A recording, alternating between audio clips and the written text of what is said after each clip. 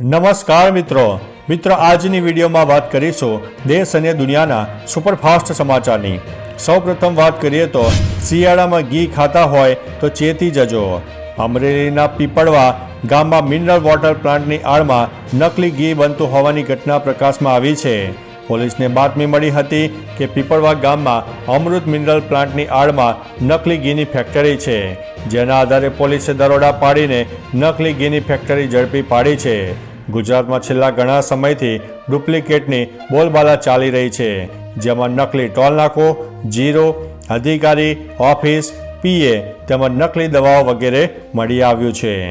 અન્ય મહત્વના સમાચારની વાત કરીએ તો વાહન ચાલકોને સલાહ આપતા પહેલા જુઓ આ વિડીયો। સોશિયલ મીડિયામાં પિયુષ ધાનાણી પર હુમલો થયો હોવાનો એક વિડીયો વાયરલ થયો છે।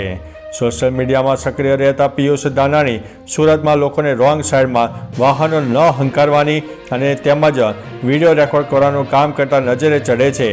ત્યારે સુરતમાં રોંગ સાઈડમાં વાહન ન ચલાવવાની સલાહ મામલે લોકોએ પિયુષ પર હુમલો કર્યો હોવાનો વિડીયો ખૂબ જ વાયરલ થયો છે। જો કે પિયુષને લોકોએ સલાહ આપી મોંઘી પડી છે।